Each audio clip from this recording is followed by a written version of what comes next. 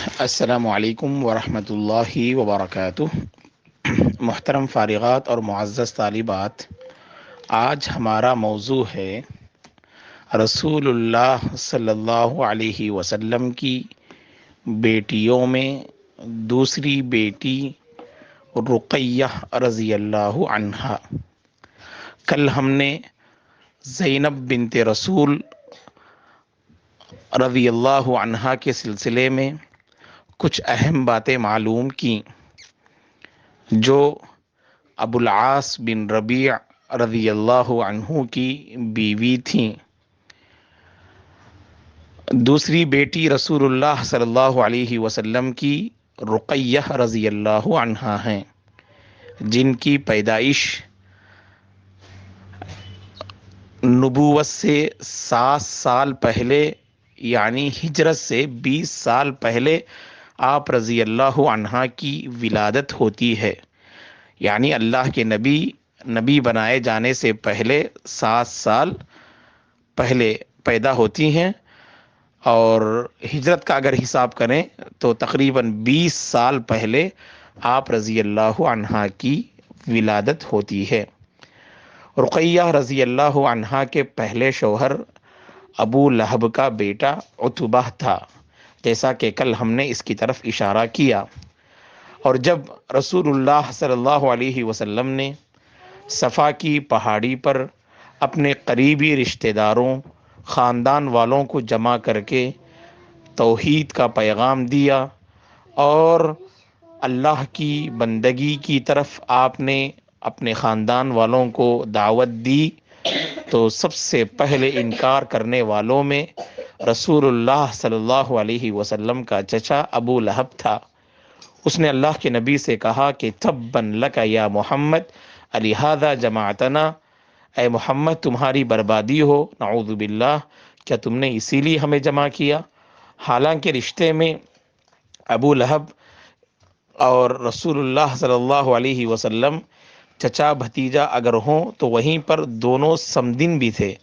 یعنی اللہ کے نبی کی بیٹی اور ابو لہب کے بیٹے تو گویا کہ دونوں سمدن ہوئے۔ اس کے باوجود اس ابو لہب نے رسول اللہ کو تکلیف دیتے ہوئے کہا صلی اللہ علیہ وسلم کو تباً لک یا محمد لہذا جماعتنا، تو اسی موقع پر یہ آیت کریمہ نازل ہوئی، تبت یدا ابی لہب، و تب اس کے بعد یہ آیت کریمہ نازل ہوئی۔ رسول اللہ صلی اللہ علیہ وسلم کے چچا حضرات میں سب سے زیادہ کفر کی حالت میں رہنے کے باوجود قریب اور عزیز اگر کوئی تھے تو آپ کے چچا ابو طالب تھے، جنہوں نے قدم قدم پر اللہ کے نبی کا ساتھ دیا۔ تو وہیں پر آپ کے چچاؤں میں سب سے زیادہ آپ کو تکلیف پہنچانے والے ابو جہل کے ساتھ ابو لہب یہ چچا بھی تھا، جو قدم قدم پر روڑے ڈالنے اور رکاوٹ پیدا کرنے کی سازش اور کوشش کرتا تھا۔ المہم، جب اللہ کے نبی نے صفا کی پہاڑی پر لوگوں کو جمع کیا اور توحید کا پیغام عام کیا، تو آپ کی بیٹی رقیہ رضی اللہ عنہا بھی اسلام قبول کر لیتی ہیں اور آپ کی دعوت کو قبول کر لیتی ہیں۔ جیسے ہی رقیہ رضی اللہ عنہا نے اسلام کو قبول کیا تو ابو لہب نے اپنے بیٹے سے کہا، عتبہ سے، کہ تم اپنی بیوی سے کہو کہ باپ دادا کے دین پر باقی رہو گی یا اپنے باپ یعنی محمد کا جو دین ہے، دین اسلام، اس پر جو ہے قائم رہو گی۔ تو اس موقع پر رقیہ رضی اللہ عنہا نے کہا کہ میں یعنی توحید جس کی طرف میرے ابو دعوت دے رہے ہیں اس ایک جو ہے یعنی اللہ کی میں عبادت کروں گی، اور اپنے باپ دادا کے جو غلط جو ہے طریقے ہیں ان پر میں قائم نہیں رہوں گی۔ تو اس موقع پر ابو لہب نے اپنے بیٹے سے کہا کہ تم اپنی بیوی کو طلاق دے دو، کیونکہ اس نے اپنے دین کو بدل لیا ہے۔ تو رقیہ رضی اللہ عنہا کو عتبہ نے طلاق دے دی۔ تو اس کے بعد رسول اللہ صلی اللہ علیہ وسلم نے اپنی بیٹی رقیہ رضی اللہ عنہا کا نکاح حضرت عثمان بن عفان رضی اللہ عنہ سے آپ نے کرایا۔ عثمان بن عفان رضی اللہ عنہ سے نکاح کے بعد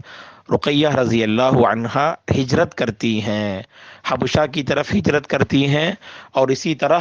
مدینے کی طرف بھی آپ ہجرت کرتی ہیں۔ اسی لیے آپ کو ذات الحجرتین کہا جاتا ہے، یعنی دو ہجرت کرنے والی، آپ کا ایک لقب تھا۔ ویسے دیگر صحابہ اور صحابیات نے بھی دونوں مقامات کی طرف ہجرت کی، حبشہ کی طرف بھی ہجرت کی اور یعنی مدینے کی طرف بھی ہجرت کی، لیکن خصوصیت کے ساتھ اہل علم آپ کا لقب ذات الحجرتین جو ہے نقل کرتے ہیں، یعنی دو ہجرتوں والی۔ یہ کون ہے دو ہجرتوں والی؟ حضرت رقیہ رضی اللہ عنہا ہیں۔ رقیہ رضی اللہ عنہا کی کنیت ہے ابو ام عبداللہ۔ رقیہ رضی اللہ عنہا کی کنیت ام عبداللہ ہے۔ دراصل آپ کے بیٹے کا نام عثمان رضی اللہ عنہ سے حضرت رقیہ رضی اللہ عنہا کو ایک لڑکا ہوتا ہے جن کا نام عبداللہ ہے۔ جب آپ حبشہ کی سرزمین میں تھیں تو اس وقت اللہ تعالیٰ نے آپ کو لڑکے سے مالا مال کیا اور آپ نے اس کا نام عبداللہ رکھا، تو لہٰذا آپ ام عبداللہ کہلاتی ہیں، جو عثمان بن عفان رضی اللہ عنہ کے بیٹے تھے۔ لیکن بچپن ہی میں آپ کا انتقال ہو جاتا ہے۔ سن 4 ہجری میں، یعنی احد کے بعد خندق سے پہلے سن 4 ہجری میں جب آپ کی عمر 6 سال کی ہوتی ہے، یعنی ہجرت سے 2 سال پہلے پیدا ہوتے ہیں اور ہجرت کے بعد تقریباً 34 سال میں انتقال کر جاتے ہیں، تو گویا کہ 5 اور یا 6 سال کی عمر بس آپ نے پائی عبداللہ رضی اللہ عنہ نے، تو آپ کی وفات ہو جاتی ہے۔ اور اسی طرح رقیہ رضی اللہ عنہا سبحان اللہ رسول اللہ صلی اللہ علیہ وسلم کی دوسری بیٹی اور حضرت عثمان بن عفان رضی اللہ عنہ کی پہلی بیوی تھیں، جبکہ عثمان بن عفان حضرت رقیہ کے حق میں دوسرے شوہر تھے، کیونکہ پہلا جو شوہر تھا وہ ابو لہب کا بیٹا عتبہ تھا، جس نے اپنے والد کے کہنے پر بیوی کو طلاق دے دی اور اپنے پرانے دین شرک و بت پرستی پر وہ قائم رہا، اور رقیہ رضی اللہ عنہا نے اسلام کو قبول کرنے کی وجہ سے اس نے چھوڑ دیا، تو عثمان بن عفان رضی اللہ عنہ سے اللہ کے نبی نے نکاح کرایا۔ حضرت رقیہ رضی اللہ عنہا نے مختصر زندگی پائی، وہ اس طرح سے کہ جب حضرت یعنی عثمان بن عفان رضی اللہ عنہ بدر کے لیے نکلنا چاہتے تھے، تو اس موقع پر حضرت رقیہ رضی اللہ عنہا بیمار ہو گئیں، اور آپ کو جو بیماری لاحق ہوئی اس کا نام تھا حصبہ نامی، صاد با تا، حصبہ نامی ایک بیماری حضرت رقیہ رضی اللہ عنہا کو لاحق ہوئی، اور یہ بیماری یعنی ایسی تھی جو یعنی جسم کو پوری طرح سے کمزور کر دینے والی، خاص کر بچوں کو آنے والی لاحق ہونے والی یہ بیماری تھی، اور بسا اوقات نوجوانوں کو بھی یہ بیماری اس دور میں لاحق ہوتی تھی۔ تو اس بیماری کا نام حصبہ تھا، جس سے پوری طرح سے انسان کمزور ہو جایا کرتا تھا، تو یہ بیماری حضرت رقیہ رضی اللہ عنہا کو لاحق ہوئی۔ حضرت عثمان بن عفان رضی اللہ عنہ کے حق میں آزمائش یہ تھی کہ اسلام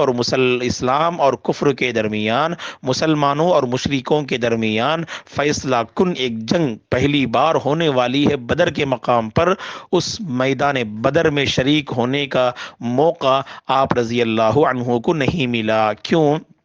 کیونکہ رسول اللہ صلی اللہ علیہ وسلم نے حضرت عثمان بن عفان سے کہا کہ تم مدینہ ہی میں رہو اور اپنی بیوی یعنی رقیہ کا خیال کرتے رہو، انہیں تمہاری ضرورت ہے، لہذا تم یہیں پر رہنا، ہم جنگ کر کے آتے ہیں۔ تو لہذا اللہ کے نبی کی حکم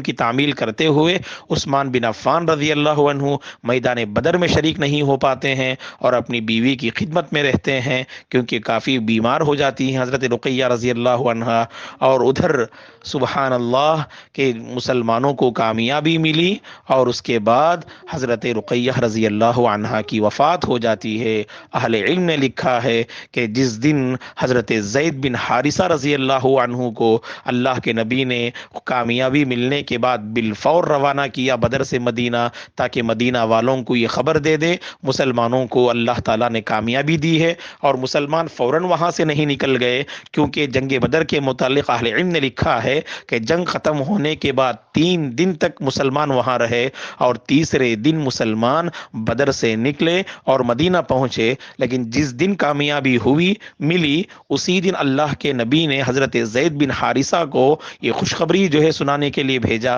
مدینے کی گلیوں میں کہ اللہ تعالیٰ نے پہلی جو جنگ تھی جنگ بدر، جو فیصلہ کن جنگ تھی جسے الفرقان کہا جاتا ہے، اس جنگ میں اللہ تعالیٰ نے مسلمانوں کو کامیابی عطا کی۔ جیسے زید بن حارثہ یہ خوشخبری کی خبر لے کر مدینہ پہنچتے ہیں تو اس وقت حضرت رقیہ رضی اللہ عنہا کی وفات ہو جاتی ہے اور حضرت عثمان بن عفان رضی اللہ عنہ نماز جنازہ پڑھا کر تدفین سے فارغ ہو جاتے ہیں۔ اللہ اکبر، یہ کتنی بڑی قربانی تھی کہ ادھر رقیہ رضی اللہ عنہا کی وفات اور ادھر اللہ کے نبی اور صحابہ میدان جنگ میں جو ہے مصروف نظر